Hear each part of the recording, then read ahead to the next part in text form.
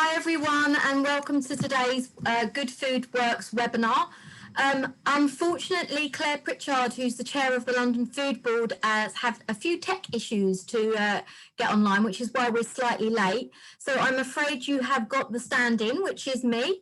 So I'm going to be chairing today's session. So apologies for any of those that were keen to see Claire today. I do sit on the London Food Board with Claire, so hopefully I will be a good enough substitute. And was going to be taking part in the webinar today. So do excuse me if I fumble through any of the agenda. I've prepared my presentation, but wasn't necessarily prepared to chair here today. But that should be fine because I know the projects very well. Yeah, really delighted to be with you all today. So basically we have today brought together some of the Urban Food Awards winners to talk about Good Food Works, building skills and employment through good food. And I'm delighted that we have Martin and Jamal from Breadwinners, Jess and Ahmed from Migrateful, but also that we have Davey from Impact Hub King's Cross, who offer social enterprise support. So we'll be joining in today's discussion. So first of all, just a few housekeeping issues. We have both a chat function and a Q&A function. We would encourage you to chat in the chat box. It's really nice for people to say who they are and why they're here, and just to have that connection that we don't really have with all this online world these days. But also, if you do have some questions for any of our speakers, then please put them in the Q&A session, and we're going to have a part of today's webinar dedicated to more of a discussion around how we do really build skills and employment through good food. So please do use those. We'll be keeping our eye on that chat. Also, we're recording today's webinar, so we will be sharing it afterwards. So just so that you know, we'll be putting some links in the chat as well. So for some of the stuff that we're talking about, hopefully we'll be putting some links to the enterprises and such, and to some of the other articles that we have. So as I say, welcome. We're going to kick off shortly. I'll be introducing myself to do the first presentation. But first of all, just wanted to tell you a little bit more about the London Food Board. So we're an advisory panel to the Mayor of London, and we are all representatives from all walks of life across London, representing different issues of the food system. Claire Pritchard, who would have been here chairing today, is the chair of the London Food Board and works closely with the Mayor of London's food team. We also have a London food strategy. For those of you that aren't aware, please do check that out. And within that strategy, there is a whole area dedicated to skills as well. Today's webinar was organised by myself and my colleagues Jez and Amy over at Sustain. So we're part of the London Food Link team, and we're a network that supports people and organisations working for good food in London. You can join us as a paid up supporter to support the work that we do, or you can also just add yourself onto our mailing list. We've got lots of interesting stuff on our website, including a good food map of great enterprises doing things across London. So if you are a food business, please do get yourself registered on the good food map, and maybe Jed or Amy can pop that in the link in the chat. We also produced the Jellied Ill magazine. For those of you that aren't aware of it, this is the latest version, and also covers the Urban Food Awards as well as other stuff. So go online and read more at the jelliedealmag.org.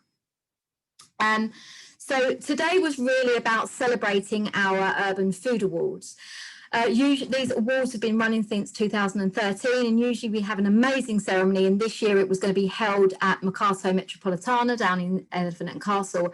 Unfortunately, due to circumstances, that event didn't happen, which meant that we were unable to celebrate in person some of the wonderful people winning awards in this year's competition. So that's why we decided to do this webinar and to focus particularly on building skills and employment, which we think is a really important issue at this time.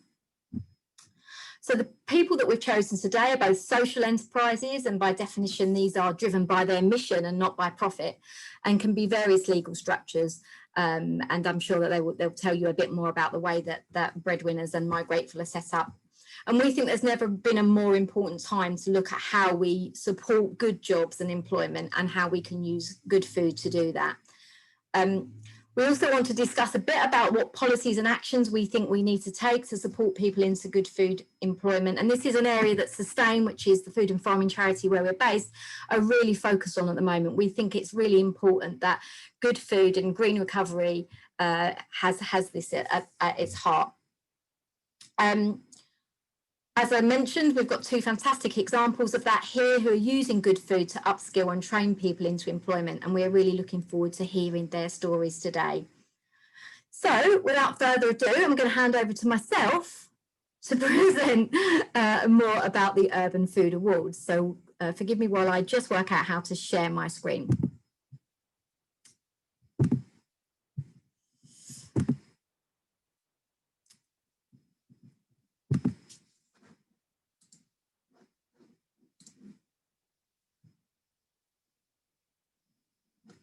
Okay, let's do this. Fantastic. So I'm the Programmes Director at Sustain, and as I mentioned, I've been involved in developing and working on the Urban Food Awards since we first started it. So it was launched back in 2013, work between the London Food Link and the Mayor of London, and is a celebration really of all the good food stories that we see in London's great food scene.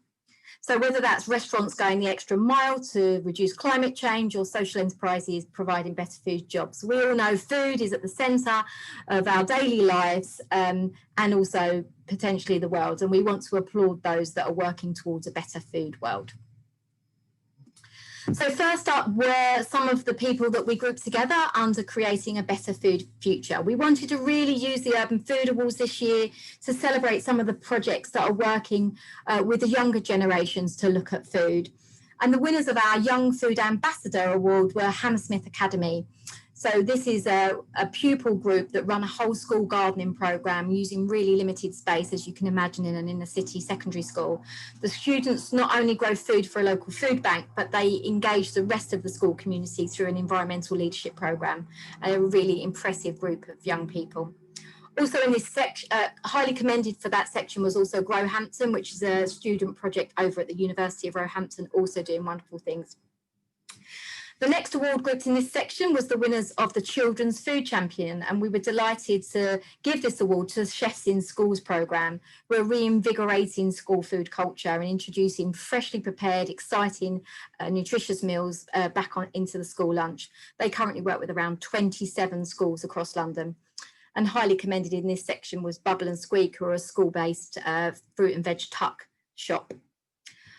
Also, we gave a couple of special commendations in this section, just because there were some other fantastic projects that were working with young people or targeting young people that were working across a few of our categories. And that included Surrey Docks Young Farmers Programme, which was the lovely picture that you saw at the start. So this is over on a city farm in Surrey Docks, and it's a youth allotment that is run by young people and really gives them a chance to connect with nature and food growing. And I know that during lockdown, that garden has also been donating its produce to people, to families in need in the area. And the other special commendation went to the Food Foundation's Veg Power initiative, celebrating that team behind the Eat Them to Defeat Them Veg Power campaign, which was all about inspiring young people to eat more vegetables. And if you haven't checked that out, then I do urge you to do so. Next up is enterprises with good food at their centre. So we have this lovely picture here of Breadwinners, who we'll hear from a bit later today, but they were the winner of our Super Social Enterprise Award. This year we focused this award on those supporting people into employment. And as you'll hear, Breadwinners are a grassroots not-for-profit enterprise supporting refugees and asylum seekers to get their first job in the UK. And we'll hear more about the training, mentoring and work opportunities that they provide through selling artisan organic bread at London's markets. Highly commended in this section was Change Please, who use profits from selling coffee to support people experiencing homelessness into employment, and another fantastic project. Also, we had our Climate Champions Award this year, looking for a restaurant or cafe that was going the extra mile to tackle our climate and nature emergency. And in this section, we had a joint winners. We had the Castle Climbing Centre Cafe as well as Well Needed. So the Castle Climbing Centre, based in the North London in the Castle Climbing Centre, are an award-winning business. They're an eco-friendly vegetarian cafe, and they grow most of their food in their permaculture garden that's on site. There's zero waste, zero packaging and zero food miles, so all the zeros. And alongside them, we gave the award to Well Needed, who are run by a husband and wife team, Bridget and Lawrence Callahan. They started their life as a street van and then moved into a permanent home in a pizzeria in Elsfield. So alongside wonderful sourdough pizzas, they provide employment for young people and have climate and nature friendly practices at the heart of their business. Moving on, we also this year were looking for an ocean-friendly caterer, so celebrating commitments to sustainable fish and reducing plastic in our supply chain. And we're delighted to be able to give this award to Soulshare, who are London's first community-supported fishery. This is a membership scheme where you can join, and every week you get the fisher's catch of the day.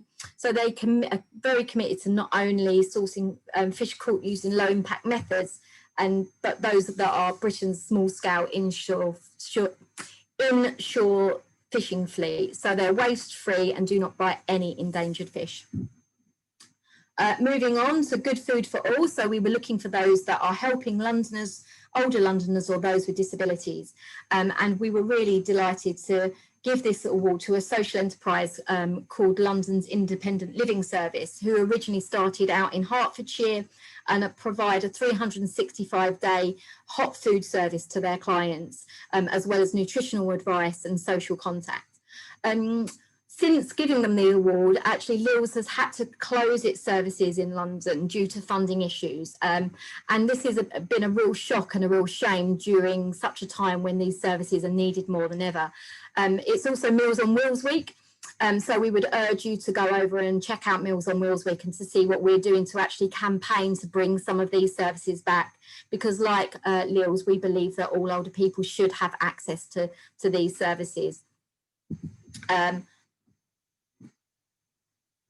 And our last grouping of awards is the Urban Farmers bringing food into our cities. So we were looking for a community market champion and were delighted again to give this award to Migrateful, who are known for their growing project and their community garden, but have also started to sell their produce directly to their community, as well as provide seedlings and plants to help people growing their own.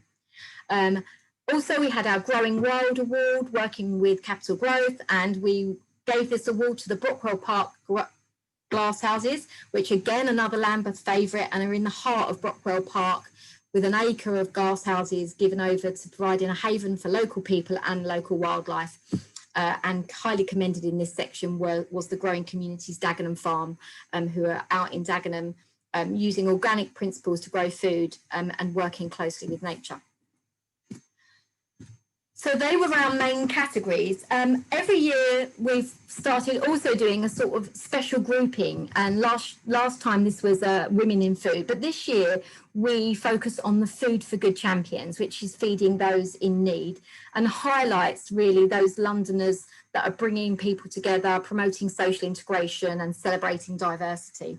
And we think this has never been more needed than it is today. So some of those feeding those in need were people like Claire Pritchard, who from Waste Not Want Not Battersea, which is a charitable social enterprise that uses surplus food to create healthy meals. Claire is a fantastic community activist who works tirelessly to make this project the success it is. Others doing similar work were Food Cycle in Peckham, Brixton Library's Read and Feed project, which provides meals during school holidays to those using their project. Often those people are living in hostels or have no recourse to public funds. So that's a really critical way for those people to get access to good food. As well as Woolwich market traders who have been trading in the same square for hundreds of years, but more recently have teamed up with Greenwich Council to improve access to the Healthy Start vouchers that our young families on a low income can access. So they're really showing the way in how the private sector can work together with local authorities to increase access to good food. Next up was those cooking up a storm, including Usman, who is pictured here, who runs Haven Coffee, which is London's first pop-up coffee shop run by refugees, and it helps them into employment through supported work and training opportunities. Also in this category were the wonderful Migrateful, who we'll hear from today, who use cooking classes run by migrants to help build those connections. As well as Charles from Stormont House, who's a chef there, who's been really working tirelessly again with the pupils in the school to look at how he can really engage them in food. Many of them have got complex educational needs, and he really thinks about how he can use flavours and textures and to improve the culinary horizons of his students. And also our cooking champions, led by Claire Donovan. Again, she provides cooking classes for various groups and food hygiene training for people with learning disabilities. And last slide from me is those Food for Good champions that are using growing. So this was Friends of Archbishop Park, who for the last 20 years have been growing food to support those people with special educational needs or suffering from mental health issues. And last but very much not least is this is the wonderful women from Rainbow Grow. This is an LGBTQI-led project that provides a friendly space for members of their community in the heart of Dalston. They grow edible plants and provide skills, and this is particularly important when you hear that the higher than the average number of people identifying as LGBTQI suffer from isolation and mental health. So they create a safe space where people get the support they need and also grow some fantastic food. So that was a whistle-stop tour. I'm sure Jed or Amy will pop in the chat some of the links to if you want to read more about the Urban Food Award winners, and we really hope that you enjoyed hearing about this year's winners. It wasn't in a swishy venue with lots of fantastic food and a nice London-made gin and tonic, but this was the best that we could do under the circumstances. But I am really pleased to now be able to hand over and to hear from our first presenters. So we're going to hand over to Martin and Jamal. So Martin is the director and Jamal is the store manager over at Breadwinners. So over to you. Hello, everyone. My name is Martin. I run Breadwinners. Can you hear me? Yeah. Anybody can do like a thumbs up. That's good. Jamal, you can unmute yourself, please. So you introduce yourself. My name is Martin. I run Breadwinners. It's a grassroots social enterprise and a registered charity. And we support refugees and young people seeking asylum with the first either work opportunities or work experience opportunities according if they have the right to work or not. And Jamal, would you like to introduce yourself? Yeah, my name is Jamal. Can you hear me? Yeah, so my name is Jamal, and I'm one of the refugees who joined Breadwinner. I've joined Breadwinner since February 2018, and I've been volunteering and then after that, I've been provided with mentor, and after a while, I became as a market stall manager. Yeah. So and also a sales assistant for our e-commerce, right? Yeah, as a sales assistant during pandemic. So yeah. So we actually wanted to ask you, everyone, here in this webinar. I don't know if we can use the Q&A or something. We want to ask you guys, what was your first ever job? That's the first question. And the second question is, how did you get that job? So the first time you ever got paid for work, we would like to know about that. And please also say, how did you get it? So it's the work, and how did you get that job? Somebody working on a bakery. I would love to know who is that. Is that Debbie? Yes. And how did you get that job, Debbie? If you want to unmute yourself, it would be nice to hear from you. I was 18 and I was looking for a holiday job, and I just literally looked them up in the local phone book when phone books were what people used to use before the internet. And I phoned them up and asked if they had any vacancies for the summer. That's amazing. Somebody here washing up in a restaurant, walking to a restaurant. That's very brave. Anybody else wants to share? Maybe Jess, what was your first ever job, if you're hearing? I was just going to say, Martin, my first job was in a cafe, and I got it through my friend's sister who worked there. Very good. That's it. Yes. My first job was working in a fruit and veg shop for £3 an hour. And how did Age you get 11. it? Age 11. Age 11. Wow. Yeah, because I went into every shop in the high street looking for a job, and this woman exploited me for 2 years. Wow. But I learned That's a lot. Yeah. Anybody else wants to share? Maybe Ahmed or anybody else? Yeah, hey guys. My first job was a sales assistant, like a back office sales assistant. And actually that was the only job that I ever worked, because I started at age of 18 before I started my university, and I kept on going till I became a senior data analyst and assistant for the sales manager. So that was the only job I ever worked, and I get paid. How did you get that job? How would you say you got it? The company is for people from my family, not direct relatives, but from Sinno's family. So we met before I go to university, they had the huge conference for all Sinno's students before we go to the university. And I spoke to them, and they said, like, come and join us. And that it all started, like, it was by simple chance. And that was the line of my life, was made by this job. So I'm just reading a little bit on the chat, and many saying, "Got my mom's, my friend, W.H. Smith, they needed stuff." So many. I mean, I sometimes I use this sort of reflection just to try to explain what we do.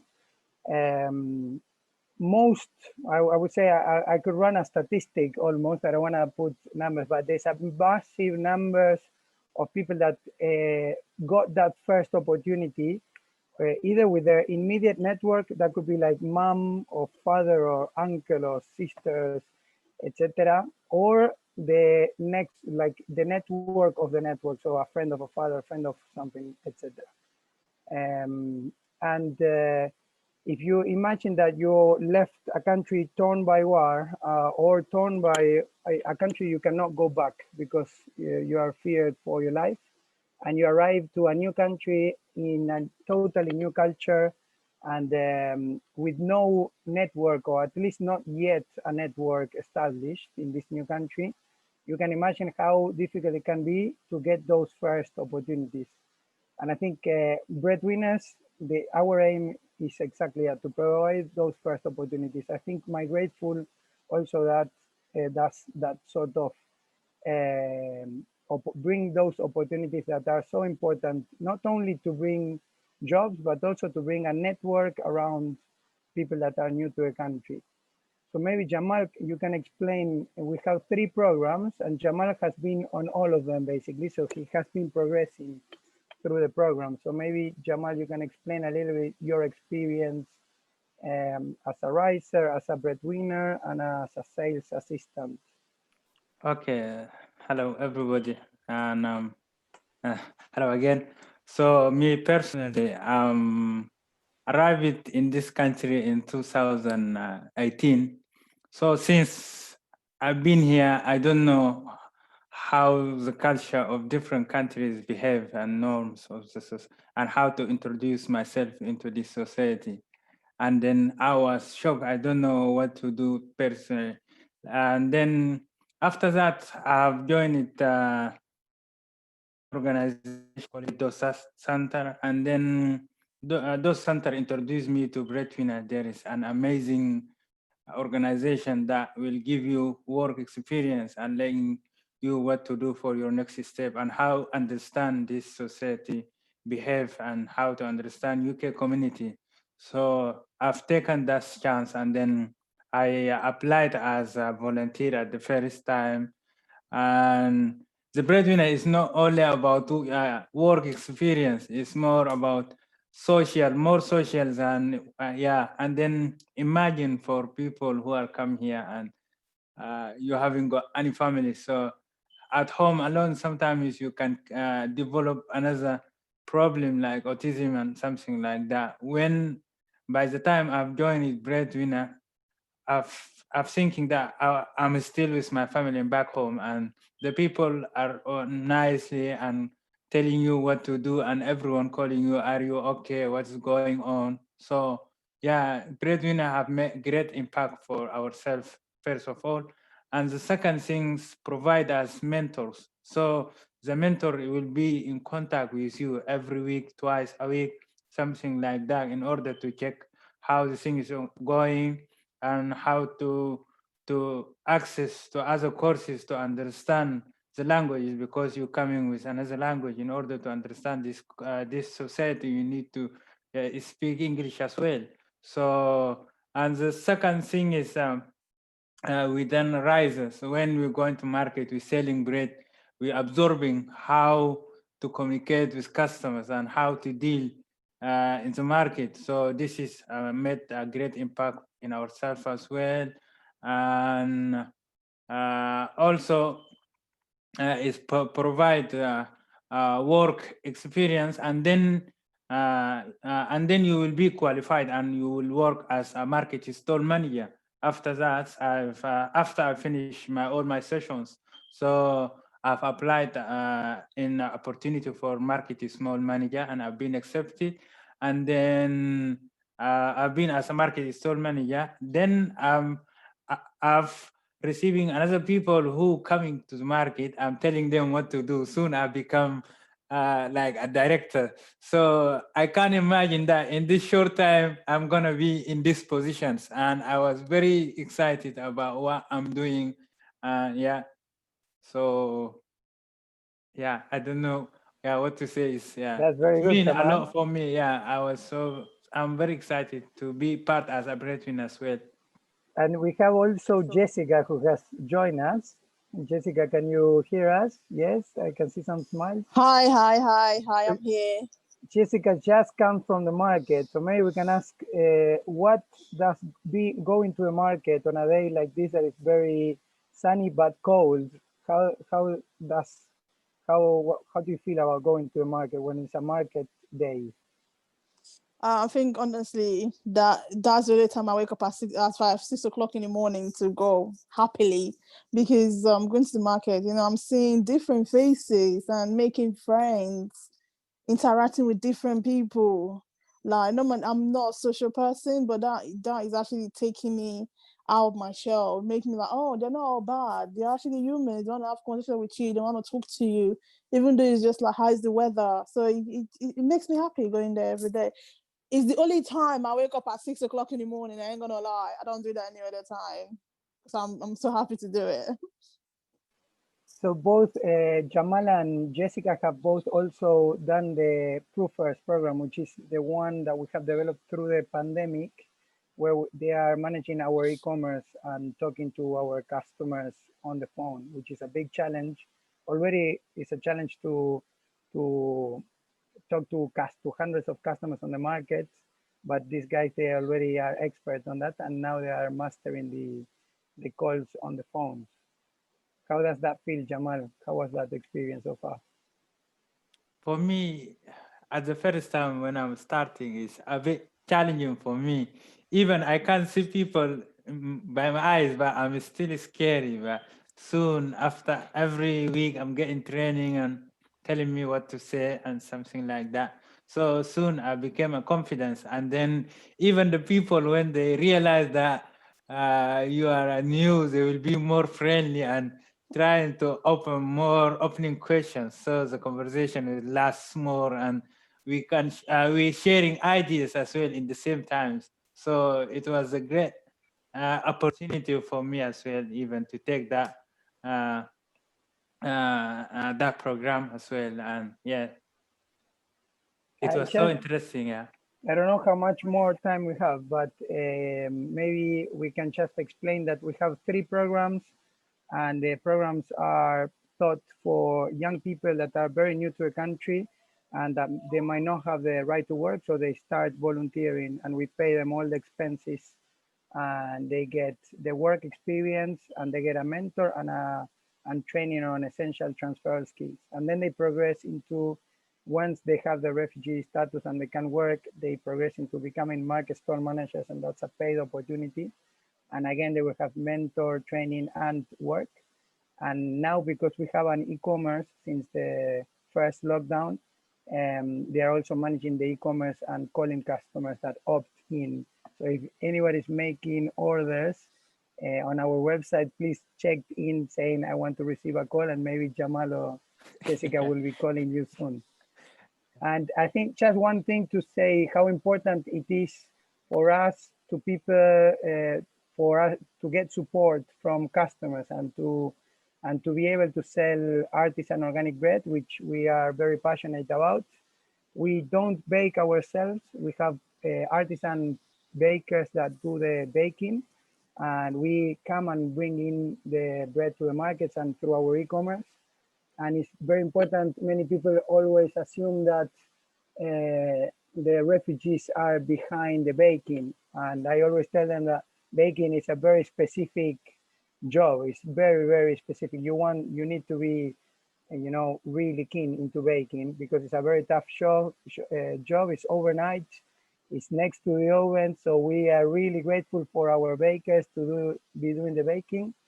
But it's so important to provide opportunities for people that are new to the country, with opportunities to socialize, to talk to other people, to talk to customers. I think Migrateful does that really well. Through the markets, we are able to talk to hundreds of customers, and people develop relationships, and they see each other every single weekend. And we think that that's very important. And also trying to prepare people with transferable skills, because absolutely every single breadwinner we had so far, everybody has a different career path or expectation or goals. And we always support them to know that this is just a step, and that it's only just a stepping stone for them to achieve their goals and what they want to do. So it's very important to provide that sort of transferable skills and things that they can use explore through our program to then use on other further on their careers. And I don't know if Jamal or Jessica want to say anything else. I'll just say being part of Breadwinners is being part of a family, you know. It's not really easy to find that family, that being comfortable. Like, this is not our can anybody hear me? This is not our country, but we came here looking for like an escape. We escaped from our own country for our own very reason, and we found a family that accepts us for who we are. It's really amazing. Personally, for me, it was a big struggle for me, because I never let anybody in, but I kind of let Breadwinner in, and I haven't regretted it. And I'm really happy to be part of that family. That's amazing. Thank you so much for sharing that. Thank you. Thank you to all of you. Well, hopefully we get to chat with you a little bit more in the Q&A at the end. But before we get there, I'm delighted that Claire has managed to join us. Hey, well done, Claire. So thank you so much for coming in. I'm happy to carry on unless you want to take over, Claire. So I'll go ahead and introduce our next group pair of speakers. So now we will hear from now we will hear from Jess and Ahmed from Migrateful, and they'll tell us a little bit more about what that social enterprise does, how it uses food and skills to work with people and help them gain employment. So over to you, Jess and Ahmed. Do you want to kick off, and then you can hand over? Yeah. Hello, everybody. So I'll tell you a bit about the Migrateful story before you hear from Ahmed, who's our Lebanese chef. So it was 3.5 years ago that I was working at a refugee charity in East London. And time and time again, I was meeting women, particularly, who were unemployed despite being very qualified. And that's because they've been forced to leave their countries. They arrived in the UK. They didn't speak English very well. Their qualifications weren't recognised. So it was extremely hard to access work. They also were feeling very socially isolated because they didn't have friends, they didn't know anyone in their local community. And I was running a skill exchange project. So it was 10 refugee women who all had to think about what skill they would like to share with their community. And as we went around the room, every single one of them said, I would love to teach my community to cook, because that's something that I feel very confident about. And in that room, there was women from all over the world.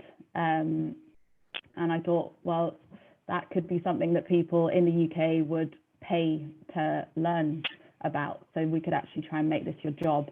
So that was the initial idea. We've now run 900 cookery classes with 9,000 participants.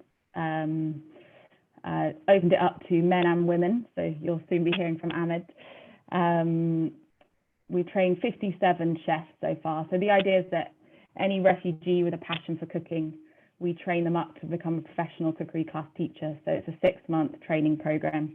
And then once they're trained, they'll be teaching members of the public. We do a lot of team building corporate cookery classes as well as just the general public. And our primary aim is around helping our chefs to integrate in the UK, build their confidence, gain useful work experience.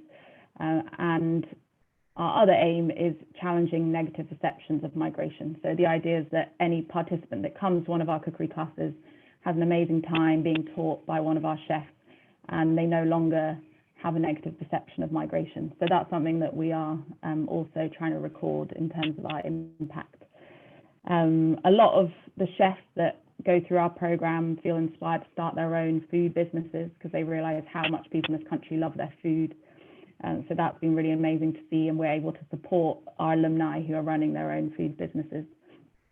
And yes, the pandemic has been a pretty hard thing to deal with for the organization. We were running 20 in-person cookery classes a week pre-pandemic. But amazingly, it was actually Ahmed who, the day after the lockdown kicked in March, called me up saying, we need to go online, everyone can teach online. And at that point I was thinking, I don't know if it's going to have the same effect because our cookery classes are all about human connection in person. But we thought we'd give it a go. So Ahmed said, look, just get me some participants and I'll try it and I'll prove to you that it works. So yeah, we're now running 10 online Zoom cookery classes a week. We have 12 participants who are taught by the chef, and it's different, but there are some kind of benefits to it that the learning experience, our participants say that because they're cooking a dish in their own kitchen from start to finish, everyone can hear the chef the whole time telling their story about inside, and it means getting regular contact with the book. So everything, some silver linings. And yeah, we've also started a Feeding the Vulnerable initiative where our chefs are cooking for 400 families that are unable to afford food at the moment. So then we deliver the food to the local community. So yeah, still exciting things happening. And I'll pass you over to Ahmed. Thank you, Jess. Hello, everyone. It's good to meet all of you. Martin, good to see you again. I am Ahmed, the Lebanese chef with Migrateful. My main job had nothing to do with cooking. Cooking was just like a passion for me. And I joined Migrateful by chance from around 2.5 years ago. As any migrant, when we come to UK, we have no family, we have no one. But the beauty of Migrateful that they gave me family in the UK. And Jess, particularly, she is really so dear to me, like very close friend, because she really supported me when I needed her the most. And this, I always say, at one point, I was about to become homeless, where I had no lawyer. I was going to be totally homeless. So Jess told me these words, and I always say the same sentence that she said. She said, no family member of Migrateful will ever be homeless. Worst case scenario, you will come and live in my house. So just by saying these words, I felt as if Jess had really gave me a palace or a mansion. Because for one who is in really deep shit, I'm sorry for my words, when you find someone offering you his house to come and live in, it's something huge. Not everyone will do that, but that shows how Jess will do that, not only for me, she will do it for all the Migrateful family. And if any other chef who was in the same situation, she will do the same and maybe even more.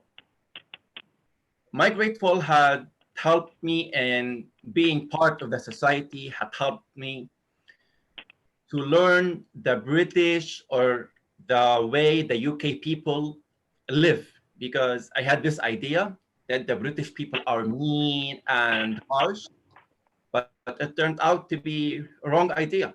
I had totally wrong idea.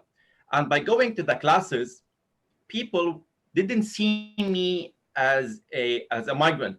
They had seen me as a chef who's there to help them knowing more about the Lebanese culture, the Lebanese society, and to know the tricks of the Lebanese food. And with Migrateful, we were able to go deep into cooking and to know the secrets of food. Now, I have a question for all of you. All of you know hummus, right? Now, do you know the tricks for doing proper hummus? Okay, now that what no one knows, Migrateful had helped me knowing that. They had showed me the way and the tips to go deep and dig into their recipes. For example, few of these tricks are, do you know that they put ice while making hummus? While blending the hummus, they add ice cube, because ice cube make the hummus be more whiter. Because if you use pure chickpea, the hummus will have a dark color. So they add ice. Another trick, they add oil to give them the shiny color. So Migrateful had helped me to dig in, to know more, to look for more information in food in order to deliver it. Last question, or second question. When we say carrots, what's the first color that comes to your mind? All of you are saying orange. Why?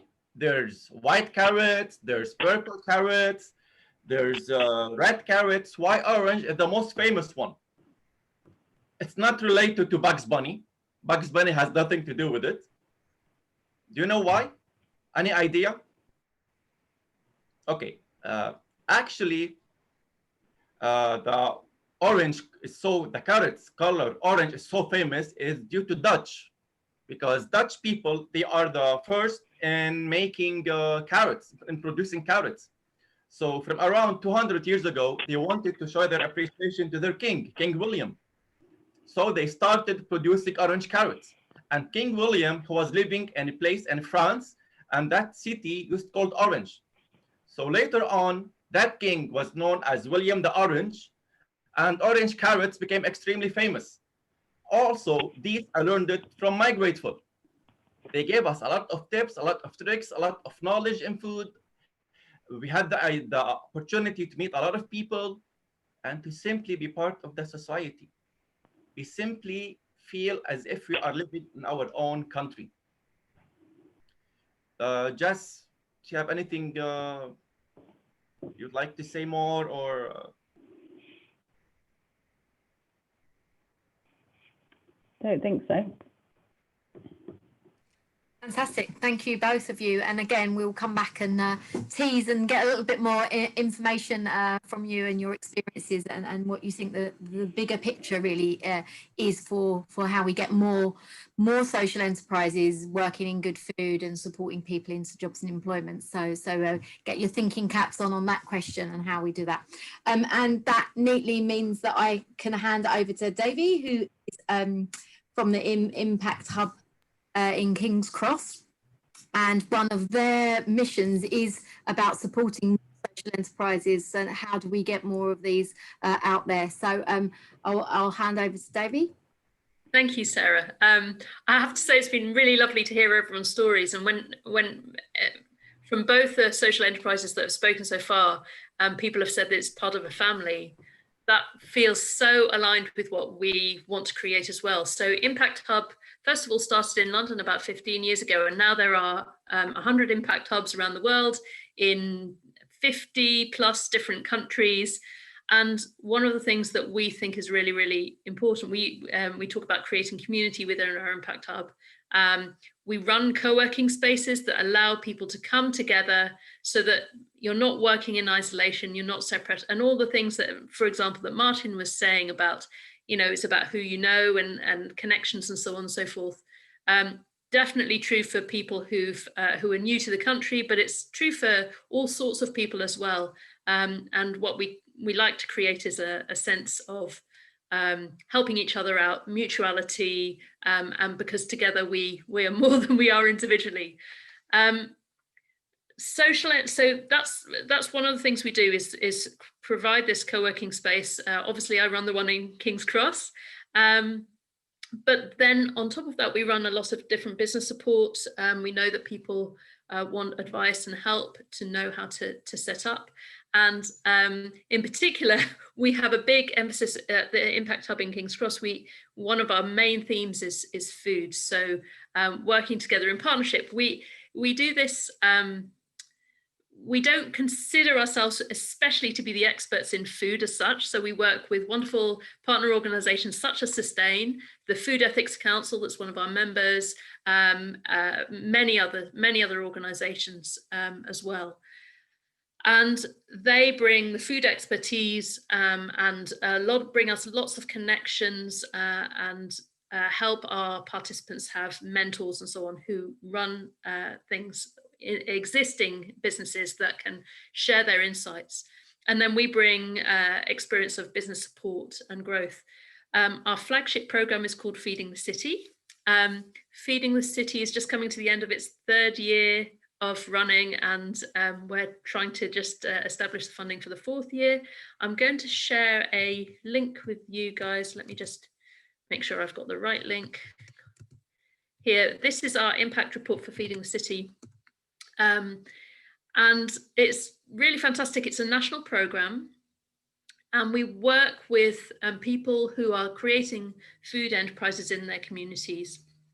And what that means also is that the enterprises are very diverse. Some have very focused on social impact, some on environmental impact. But what we find is that we end up with about 2/3 of the entrepreneurs are women. Large numbers are from Black and minority ethnic founders groups, and actually across the social enterprise sector, that's the case as well. Beyond what we do, social enterprises in general are more inclusive in their employment.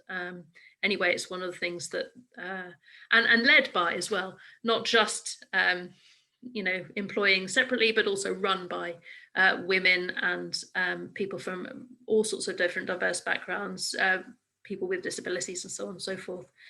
So I know there'll be chances a little bit more to talk about what would help social enterprises to work more effectively, but I'm just really excited to be amongst this really wonderful group of social entrepreneurs, because basically I'm just totally in love with what you guys do.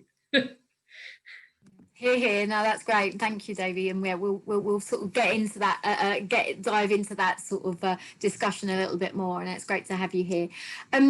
Before we do, Claire, do you want to say hi and just introduce yourself as you're here? And I'm sure there's people that will know and love to hear from you. If you feel free to say anything, but don't feel like you have to. I know Claire's been having a particularly challenging day with all the changes that have come into force today. So.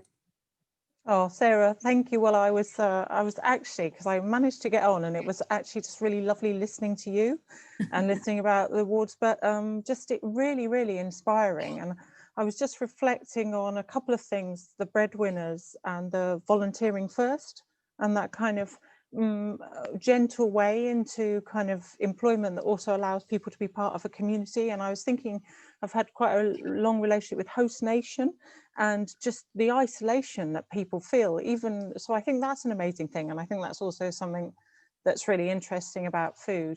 And Migrateful, I was just so impressed to hear about that transition and how you're managing to do that digitally as well. But yeah, it's been really, really inspiring and great also to hear from Dev. But yeah, and people might know in my day job, I run a social enterprise development agency. So I'm a passionate believer and supporter of social enterprise and want to do everything I can to support it. So I'm very excited to be part of it. And Sarah, I'm sorry to do what I did to you today, but actually I hate to say this, but it's much more enjoyable having someone else chair it and listening to everything. I'm sorry, Sarah. No. In this day and age with tech always a factor, I'm always sort of slightly prepared to step in and take other. That's absolute star. And do let us know, and do chip in with the Q&A as well, Claire. And we'd love to hear your wealth of experience that you have on this. I mean, I suppose one of the questions that sort of popped into my head, and maybe I could ask this to Martin and to Jess, and maybe even to you, Claire, is why food? I mean, do you think that is this what makes all this stuff happen around food? Does it matter that it's food, or could it be anything that you're doing? Martin, is that? Yeah, why food? For us, we thought that bread is in every single household and it's almost in every single culture, I would say. So it's something that everybody shares, and surely I think Migrateful can share that. And yeah, it's something that people want and that we can provide, basically. And it's something that we are really passionate about, and that it allows us to build all the rest of our social impact around. So we are quite lucky that it's quite aligned. The more we have the chances to sell bread, the more support we can provide to people. So it's a nice sort of relationship between our social mission, which is the first thing that we think about. But we know, we have very clear that the way to do it is through selling bread. The sales of bread allow us to put people into work, allow us to give volunteering opportunities, and allow us to build all our programs surrounded by that. We still need funding, and we still need donations and grants and support from programs like the Impact Hub one, or there's many support of programs. We need experience, we need networks. But yeah, I think food is very much what allows all the work that we do. Yeah. Martin, where does most of your funding come from? So we, at the moment, we are a 50-50. So half of our income comes from sales of bread, and that covers all that is happening on the markets, which means also the salaries of the people that are doing the first job with us. And then we have funding from many different pots or different grants. So we are still quite grassroots, so we are able to access small pots of money, and we are constantly in the search of grants. Yeah. And that covers all the trainings, all the things that I think a profit maker will not be doing, like all the mentoring, the programs, everything that is surrounded, the support that we can provide to the people to enjoy and to progress through the opportunities that we can bring. Great, thank you. And Jess, I don't know if there's anything to add. I mean, obviously cooking is at the heart of, and hearing your story, it sounds like you spotted that as an opportunity. I mean, is there anything you would add around the sort of why food is so meaningful in this space, I suppose? Well, I guess I didn't have a background in food at all. So and that kind of is an example of why food is great, because everyone can get involved with food. Everyone needs to eat, and most people enjoy food. And I think that's what I found with Migrateful, is that whenever I tell people about it, straight away they say, oh, I'd love to come to a class. And even if they don't love cooking, they love eating. And I think it's the thing that unites us as humans. Even if our chefs don't speak good English, even if it's a completely different culture, people can connect over food. So for me, that's why the food works so well. In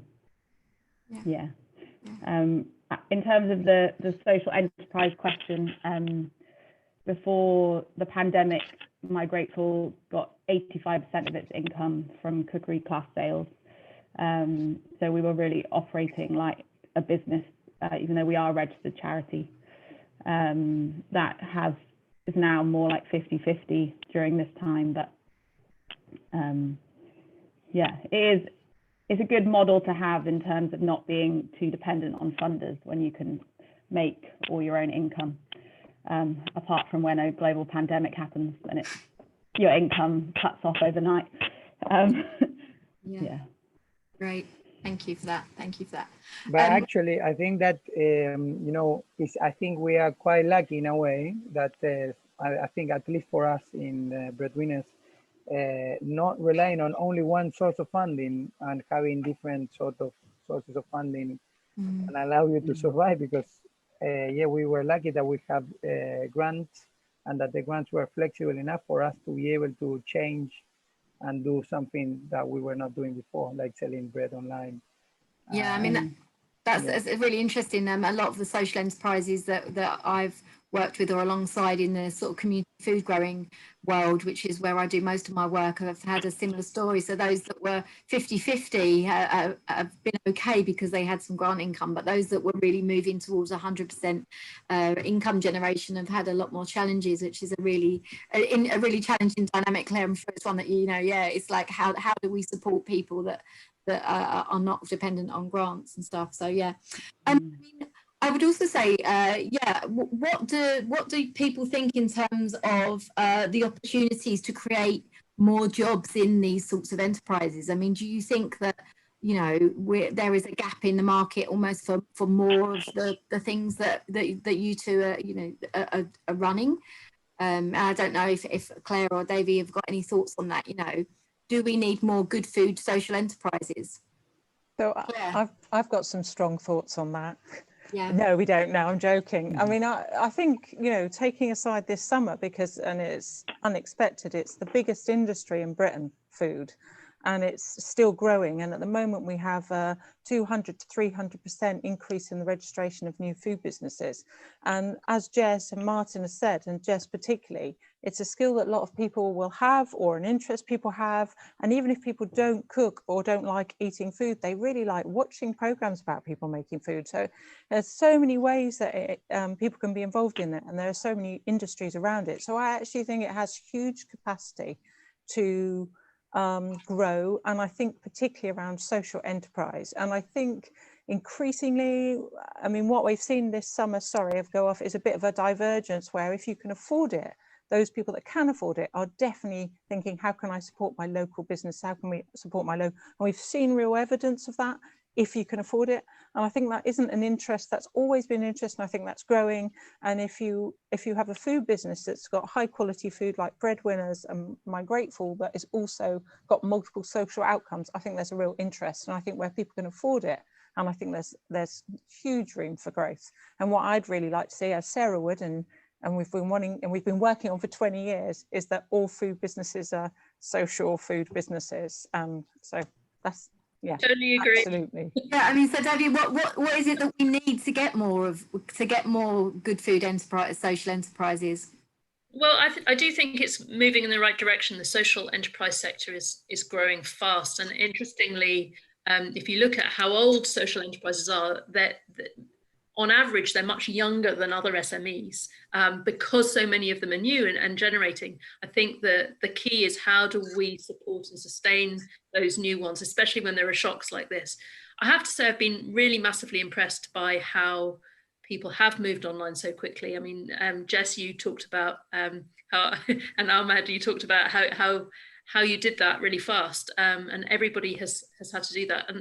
And the food businesses that we've worked with have, by and large, started to do things very actively. We had one business on our Feeding the City programme this year who's based in Scotland, and she was about to start a bakery business, and she actually accelerated how fast she started it and started sending her bread out of a little horse box to people who would just turn up and get this fresh bread that she'd baked that morning.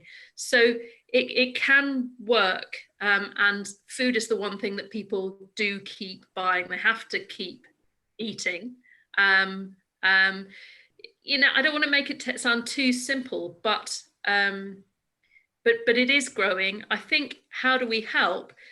I think there are things like, for example, social enterprises mostly pay the London living wage or the living wage.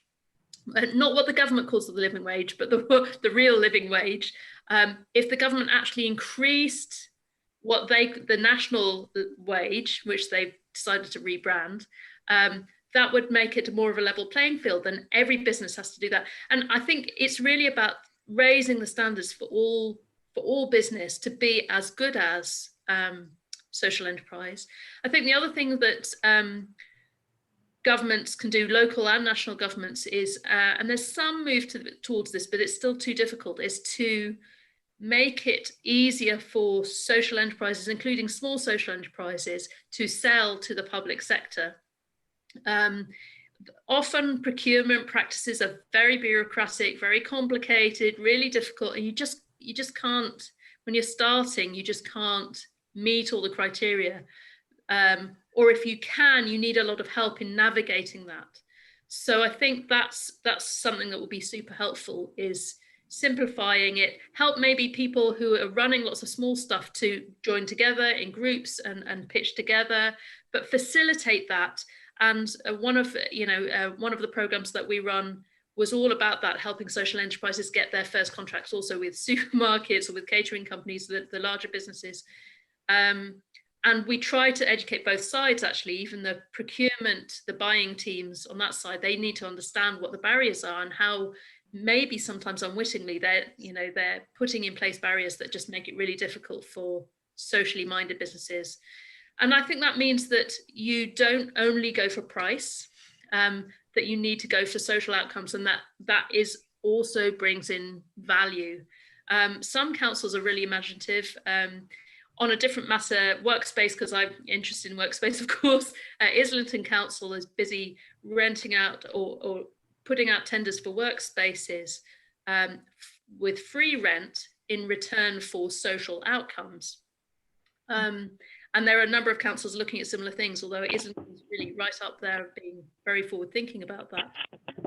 And they put real monetary values against those social outcomes. If we can do that more consistently, then we're not saying, oh, but you're not so cheap. Well, we are cheap. We're taking people out of benefit system. We are creating more for the tax system. That's real money for our society. So let's assess that, let's evaluate that, and let's deliver that more consistently. There are systems out there that have been developed to do that, but we need to communicate them and use them.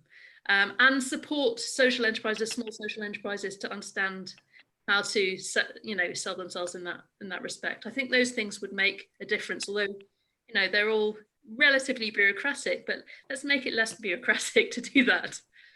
Yeah, great, thank you. That's really helpful. I'm just going to bring in some of the other panelists as well. So just to wanted to ask Jamal and Jessica, well, I mean, for you, we're talking here about sort of working in social enterprises and comparing it to other sort of businesses. But how does it feel for you knowing that you work for a social enterprise? I mean, does that make any difference? How do you think that would compare? Jessica, have you got any thoughts about that?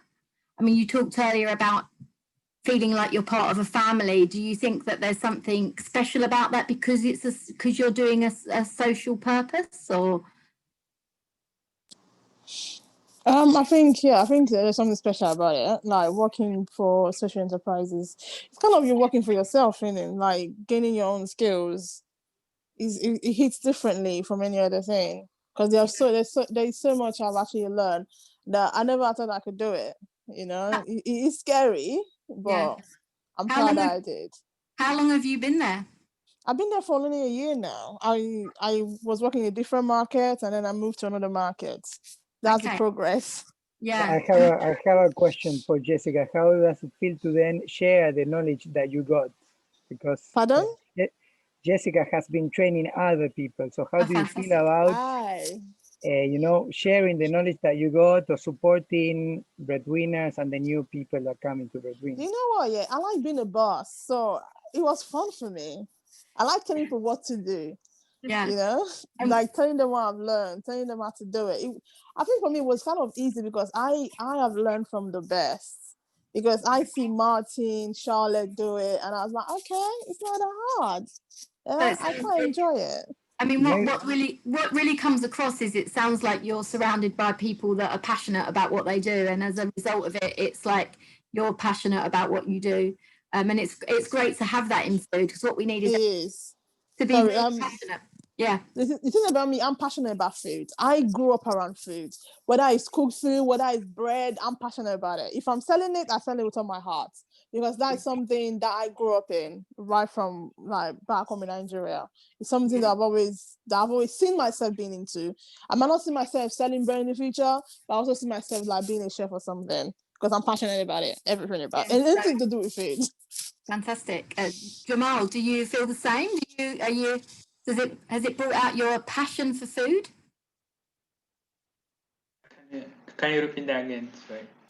I said, do you feel as passionate about food? Has working in a social enterprise made you passionate about that, or what is it that you're passionate about and want to do next? For me, it's, the things I met. You know, I've met a lot of friends in the market. For example, you know, last week we are going with Martin through the park, and everyone said to me, hi. Martin said, Jamal, you have become very famous now. So like when we chatting with customers, like, you know, when we're opening questions, and then even, so I was so very highly excited to do that kind of job. So I've learned a lot of experience. So now I put the gap there between me and the people who I connected to. I've overcome that kind of challenging. So now I'm trying to go for next step. So yeah. Great. And I think there was a question someone had put in for Ahmed. They'd asked how easy or how difficult you'd found it to adapt to these sort of online classes. Actually, in the beginning, it was hard because we had to change the approach from teaching. Like, it is different from teaching face-to-face to teach from distance, and there are some skills that you cannot teach to the participants. Like, cannot teach the way of chopping and the way to smell the food, how the color should be. You cannot see it properly because it's online. But definitely there's fun. It's competitive because you have 12 person who are cooking in their own home, where they feel more safer because they are cooking in their own environment. But it's hard for me to deliver the message. You need to put more effort because each one he has a question, and you have 12 dishes going at the same time, and each one may be using different ingredients. Because in our venue, in our live cookery class, we bring all the ingredients. So we know all the participants, they are having the same ingredients. While online people, they may not find what you are looking for. So they are using alternative or substitute. So we need to find a way how to let that work. And also Migrateful, they taught us how to tell the students how to use the alternatives. For example, if they don't find this item, they find another one, how we can make it work. For example, add more spices, add more salt, reduce this, increase that. So as if you are cooking 12 different dishes based on the items that they have. And again, like, okay, I had the idea of doing classes online, but Migrateful, they teach me how to be more creative in delivering the message from teaching online. And they taught us like where to put the camera, how to focus this, how to focus that, and also on speaking, because it's really hard to speak over the cameras to make things look clear.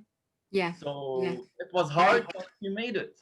We'll have to come and we'll all have to come and get a lesson from you, I think, on how to do this. Jess, I was going to also bring you in here and ask. I mean, what do you think are the main challenges that social enterprises like yours are facing? I mean, obviously there's the immediate challenges presented to us, as well as the sort of longer term challenges. What is it that you are having keeps you awake at night?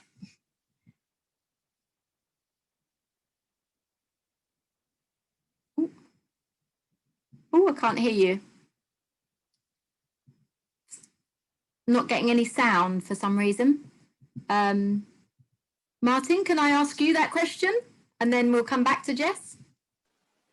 Yes, I mean, I think when you are small, it's really hard to get started and to grow some sort of movement, and you run entirely on your energy and the energy that your friends and your supporters, you know, provide you, and that then it is. I mean, we are really lucky because we're doing something that we are really passionate. And the problem is that I will think that many social entrepreneurs will take that, push that to the limit, almost to the breakdown. So it's very common. Potentially, Debbie would know this. That I think social enterprise is balancing your work-life balance and basically not avoiding the burnout is quite important, I think, at the beginning. And that's why programs or networking and having people like I never met too many other social entrepreneurs. I know Jess, we've been talking many times. If we have something hard going on, we share a little bit about that. I think that's very important. Then there is definitely funding, and some funding is very good and some funding can not be good, because then you get trapped into something that you promised to deliver, and there's not always as much flexibility with funding. Sometimes yes, sometimes not. So then there's a little bit of doing that, and then balancing I feel when I'm fundraising, I feel like I'm not doing my job, but it is my job to fundraise basically. But I feel like I'm not doing all the rest, which I consider is actually, you know, having a real impact. So there is a bit of how much time to dedicate between operations and the jobs. And I always see the half glass full, because I would say that in the UK, in some ways, there's amazing support for social enterprises. I also don't think it's enough, or it's not finished basically. But if you're coming from South America or from other places, you will say this doesn't even exist. And there are, I think it's hard. For me, it's actually hard to find, you know, people that I will look up to. And at least it's difficult. It's not so much there. I think there's many people right now, small and growing, and there might be some really good examples of really clear success, but it's not as easy. And I think ultimately what's gonna take the social enterprise movement to really grow is what the customers want. So if actually there was something there saying, about prices, for example, and it is a choice. So customers that have the power, you know, the buying power to choose, then they can make a massive difference. And unfortunately, people that do not have that buying power will not be able to choose between something that is organic or that is very social responsible, and they will have to choose something that is cheap and not socially or environmentally minded, which is a problem. So then I think it's like raising the standards of the whole society, and then the society being able to choose what they want to support. Exactly. We always say that food poverty is a poverty issue, not a food issue. And, you know, basically we need to, as I totally agree, raise the income levels of everyone so that everyone can afford to buy food that's good, better for the planet and better for people. And Jess, just wondering, I think you've sorted out your sound now, but whether you want to come in, if there's anything you want to add to that around the challenges, or maybe where you've gone to get the support that you need.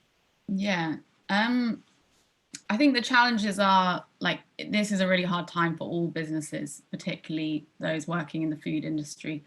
But when you know that you've got beneficiaries that are relying on your support as a lifeline, like, that's kind of an extra pressure. So half of our chefs are destitute asylum seekers, which means that they can't legally earn money. They're not eligible to benefits.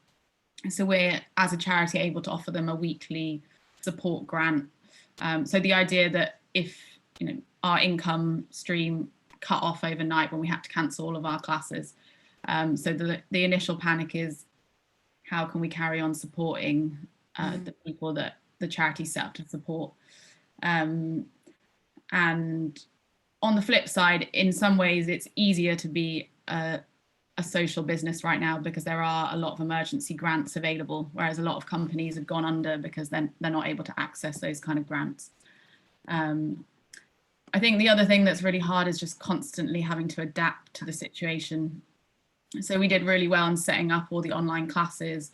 All of our chefs were starting to earn an income through teaching online. And then in August and September, suddenly no one wanted to go on Zoom. Everyone was in the pub or in the park, which is totally understandable. But then again, our income stream was gone. So that's why we were all quite happy when the lockdown happened, because our sales have gone back up. But come February, or even December, when everyone can go to the pub again, it's just a really uncertain time. So they need to be adaptive, I suppose. That's what we kept talking about, is that those businesses that can adapt and pivot seem to be doing well. And where do you go for support then, Jess? Where do you get your support from? Is that, I mean, Debbie's put some comments in about how people running social enterprises often end up doing loads of different jobs and having to work really hard. But do you feel like you've got a good support network? Is the sector well supported? Yeah, I mean, we've been able to access a lot of emergency grants. We had a very successful crowdfunder. So all of our staff have stayed on board. We didn't furlough anyone. And yeah, I think it is quite a resourceful sector in that everyone is I've been to a lot of meetups with different social entrepreneurs that are going through a similar thing. Yeah, I guess the thing about food is that people will always need to eat. So it's just about being creative and using innovation to find like a slightly different approach. And we've started this distance dinner party initiative where one of our chefs will cook a 3-course meal. It gets delivered to your home. They'll do an Instagram live speech about the meal. So the idea is that it brings everyone together, even in their own homes. And so that's been quite successful. Yeah, very. I mean, that's the thing. The sector is full of creative ideas. It's really, really great to hear. And yeah, that sounds brilliant. And Debbie, I mean, what's your feeling about the support for the sector? I mean, it is out there. Is it enough? What more do we need? I guess I have mixed feelings. I think the sector does have more support than general SMEs. I think there have been specific funds that come through big lottery, through a number of social investors and so on, and now there's a new one recently through Unlimited and so on, that have been specifically for businesses that are focused on social good and that are focused on are often led also by diverse leadership groups. But nonetheless, we're going through probably the deepest recession of our lifetime. And so, of course, it's not enough, and it never will be enough. It does take people being nimble and agile, and even then, for some businesses, it's not going to work. I think working together and peer groups and learning from each other is one thing that we've been trying to facilitate as well, because that's really important. People learning from each other and providing moral support, but also sometimes, we had one group of enterprises work together. We were about to launch an acceleration program for food businesses in February. We did launch it in February, and then lo and behold, it kind of ended up focused, of course, on resilience and pivoting, and as you might expect. And by the end, quite a number of those businesses were working together to look at, can they create hampers together and do deliveries together of their products and so on and so forth. So it's moral support, but it often also becomes practical collaborations, sharing sales leads, selling together, and those kinds of things. So I think that kind of stuff is useful, but there's no magic bullet in this current world. It's strange times we're living through. Yeah, I mean, what would Claire? I was just thinking about you and I and our roles and how we could be supportive of this, and some of the things that I've heard today, which we, because we ran some food recovery courses, and we run a massive food network, and the things that we heard were exactly those things you said. The people that were really struggling were the people that were isolated and got kind of adaptation fatigue, because they were changing constantly, having to adapt, and particularly when you're by yourself or there's only a few of you doing it, that can be really exhausting. And the ones that we found were the ones that were able to do that really well, and the other strength was the people that could work together, just as you've said, the people that found partnerships. And I was thinking that there are, obviously we have the social enterprise partnerships like Social Enterprise UK, and I've just in this last 5 minutes had 30 emails from Social Enterprise UK about their community enterprise zones. And I think Social Enterprise UK, there is something we could really put them under pressure to do around food, and also whether we could look at more regional support, because we used to have Social Enterprise London, which we don't have now. So we could really think about where is the regional support that can really support us with networks, so that, as Martin was describing, there are more of those peers. Because actually, I personally know hundreds of social-minded social enterprise food businesses, and they're just not really connected. And I think they're there, and I think they're there with assets and venues and peer support. So I think we need to think about how we convene that. But I also think there are other bodies that we should consider outside the social enterprise networks that are also incredibly good, that work in a really good way, like the Federation for Small Businesses, who are themselves, they're incredible. I think NACC, I think there are other organisations that we should think about being a part of that will really support some of this. But Sarah, you and I, we're looking at the moment, we're doing a piece of work on food recovery systems for London. I think that whole thing that you talked about local procurement, values around London living wage, how we get local authorities involved, where we really look at that. I'm not so sure about supermarkets, because I see what they do to businesses, and I'm not sure they're ever going to be part of any food system solution ever. But that's my just personal opinion. It's not the opinion of the mayor. You won't be surprised to learn that we're working primarily with the Co-op and Waitrose. Yeah, well, the Co-op and Waitrose, I have, different, and the symbol groups as well. I think there's some really interesting things there, but with obviously we've got mayoral elections next year and local elections, and it would be also really good to see how we can push this up the agenda for our sort of political leaders, and how we make them sort of wake up and take notice, not just of social enterprise but also of food. I'll put a link as well to a briefing that we've produced about how we can put good food jobs at the heart of the economic recovery. And I think it's been really interesting to see DEFRA put out a fund which is about nature and green recovery, which we're totally supportive of, but we're notable by its absence is food and farming, and how we really make food and farming part of economic recovery. And hearing all these fantastic stories today, we can see that there are so many benefits. So I totally agree, and I think, Claire, we should can push this up the food board and maybe towards the sort of political agenda as well. And anyone that's got any contacts in that, then do let us know, and do get in touch.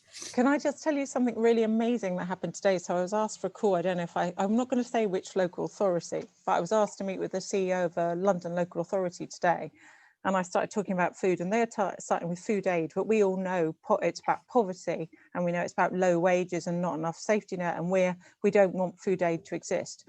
But the conversation went from food aid to supporting food businesses, to food hubs, to transport infrastructure, and she said, well, I'm in charge of regen, I'll give you the buildings. And I said, and then we could think about this circular economy. And this was a CEO of a London council going, I really get this. I wish it was the one that I was based in, but however, it's great. And I think this could be a real opportunity for a real shift. But I think we have a moment, a little bit, of where we might be able to capture that. So yeah, pressure's on you and me, Sarah, to make sure, and we'll be accountable if we don't. Yeah. So we should be wrapping up now. Jed, was there any other questions, or Amy, were there any other questions that we haven't covered? Excuse me, I have a question to Martin or Claire. do you have like any vacancy so that I can volunteer with you guys in sales and marketing or in strategy? Because I really miss working in sales and marketing. So like that was my previous job for 18 years or 17 years. So I would love to volunteer either with you guys, or if anyone has this vacancy, to share idea with and exchange my my passion in sales and marketing. So I would love to volunteer with you guys or with Claire. If you know any company for food and beverage, please tell me, because I miss that more than you can imagine. Yeah. I'm sure Martin might want you. Yes. I'll take that, Ahmed. Let's get in contact, and then we can plan how to go forward. But, right, fantastic. But Sarah, that's a really interesting thing about sharing those expertise around, because we would have opportunities as well after Martin. When you've sorted out Martin and Breadwinners, we've got loads of social enterprises that would really value that and appreciate that. But I think it is about what's the infrastructure. I mean, we have London Food Link, and we have the good jobs as well. So how do we make sure we keep this well? That's Sarah's thing. Fantastic. So I'm going to put my email in the chat box, and if anyone have this opportunity, please, I'm ready to take it. Real life networking. I love it. I love it. Okay, so we probably should be finishing up now. But Jed, if there's no other questions, I think a couple have come through. Bee's just put one in the chat here. Someone's asking you what council it is, Claire, but I think you probably can't say. Someone also asked a question about what the solution is to those people that can't afford to buy artisan, and I mean hopefully we've covered that a little bit. It is one of the ongoing conundrums, but as we say, we think it's about raising the level of all businesses so that they're all paying living wage and they're all not trashing the environment, and then that makes this food not seem so expensive. So maybe as just to finish off, it might be really nice just to hear from some of you about who has inspired you the most. So as we say goodbye, either who's inspired you the most, or perhaps what advice you would give to someone who was thinking of working for or starting a social enterprise. And I will start with you, Martin. For me, who inspired me the most today, I'm going to say Jess. I mean, I know her already, and I know all the amazing work that she does, and the resilience that she is very, I don't know, I would say resilient. We are quite lucky that we work with people that show us that resilience and show us that positive energy and attitude to life, I think. And what was the second question? The second question is, what advice if someone's going to start up a social enterprise? To start a social enterprise, first get involved with other social enterprises and start volunteering, learning from them. And then if you have an idea, it doesn't need to be super unique. It just needs to be able to, pilot it and work and support either the socially or environment, and start nimble, be ready to make loads of mistakes, and be ready to keep on going, basically. Brilliant. Thank you very much, Martin. Ahmed, would you like to share someone who's inspired you, or any advice that you would give someone who wanted to work in this field? Oh, can't hear you. Sorry, I didn't hear you properly. So who has been an inspiration for you, or what advice would you give someone who was looking to work in this field? Who inspired me? The idea of Martin having a bread, because bread is it's mostly used or common among all nations. So it's a great idea having such a project. What do I advise people who are working on this domain is be creative. Be creative and try to put your own touch in every plate that you do. And don't just follow the normal recipe. Try to be creative, put your idea, put your touch, and let it be fantastic and make it from your heart. Davey? Oh. Pretty much everybody on this call has inspired me, but I'd like to just quickly mention a really cool social enterprise called Fat Macy's, that I think has a really clever model to support people. They work with people who live in hostels to get their first home, and also to train them in front of house work. They run supper clubs, and they have done home deliveries, of course, during the COVID period too. And one of the barriers is that if you get paid for your work, then you lose your benefits. Your benefits reduce, so people can never build up enough money for a deposit for a flat. So Pat Macy's had this really clever idea that they would get people to volunteer, and that for each hour people volunteered and were trained, they would pay £10 into a separate charitable fund, and that when people had volunteered for 150 hours, they'd be eligible to apply for a grant, not linked at all to the amount they'd worked, for their rent deposit and the first month's rent. So they checked it with the Department of Work and Pensions. It's totally legitimate, but they really used their imagination to solve a benefit trap issue, while also giving people skills, employment skills and experience. And then housing people. I just think social entrepreneurs do these amazing things, and I just there's that can do approach. Thank you, that's a brilliant example. Jessica, would you like to say anything before we go? It's been fantastic to have you. Who has inspired you, and what's next on your journey? Also, who inspire me every day is my mother. She always inspires me. Fantastic. And I'm not gonna ever forget that. Even waking up, she inspired me. Going out, I think what next of my journey is, I'm looking forward to the future. Looking forward to the bright light. As someone once told me, there is always a light at the end of the tunnel. So I've seen the light. I just want it to keep shining. Well, thank you for bringing light to the session today. It's been a joy to have you. Thank you. Claire, is there anything you'd like to say about who's been inspiring you and what advice you would give? Well, I'm completely inspired by everyone, and but I also maybe unfairly jest, because we run also cookery clubs, and putting them online has been the biggest challenge ever. And I'm going to send all our chefs and our tutors to get on one of your courses. But I really admire you for being able to continue doing it, and some of the adaptations that you've talked about. And in terms of social enterprise, I think Martin's points are really, really valid, which is go and see how another social enterprise is operating.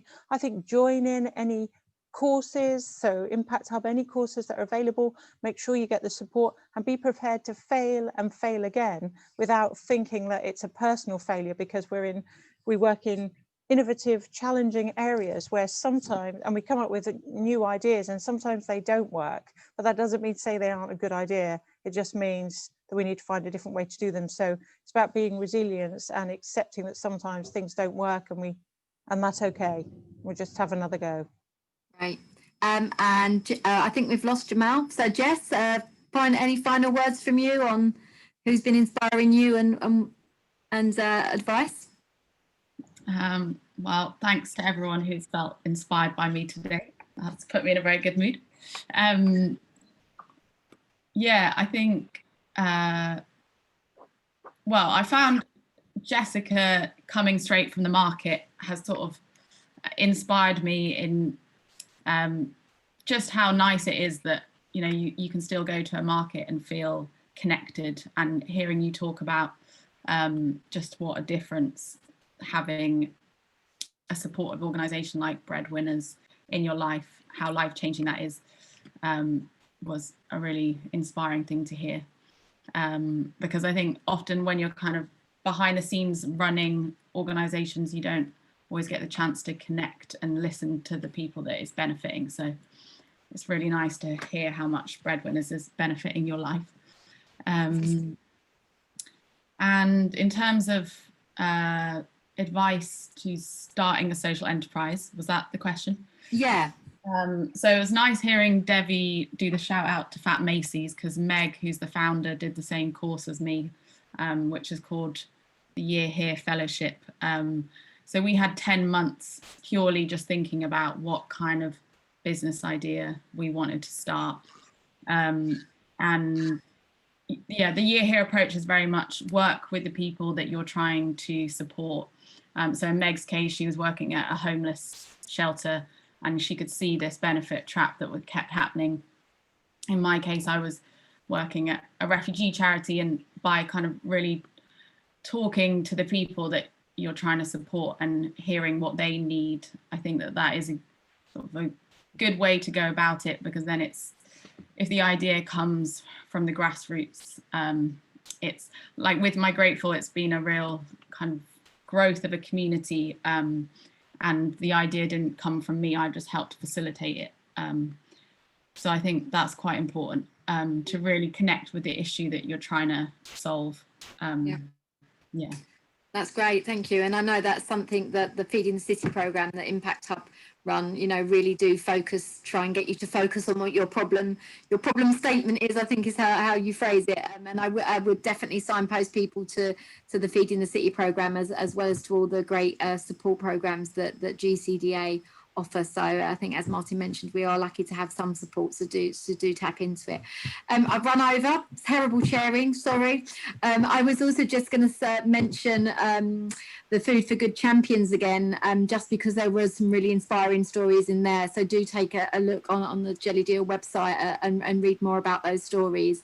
And just to say thank you to everybody today, and particular thanks to Amy and Jed, the team at Sustain, who put on today's webinar. First time I think that they've done that, so they've done a fantastic job and made it run very smoothly, despite our tech difficulties.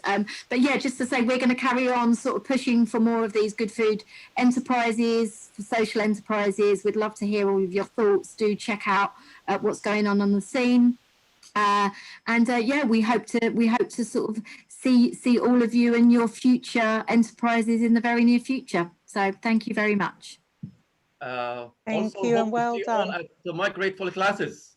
Yeah. And Yes. well done, Sarah. Thank you very much, everyone. I know. Thank Yeah, you, Sarah. we'll make sure that we plug all of your classes and your stalls, and get you flying through lockdown. So yeah, yes, we're thinking. I'm trying to push to do a little team building one for some people at Sustain. So I'll see if I manage to pull that off, especially as we're now in lockdown too. So yeah, thank you all again for your time. Much appreciated. Thank you. Thank you. Bye bye. Thank you, everyone. Thank you. Bye. Bye. Bye.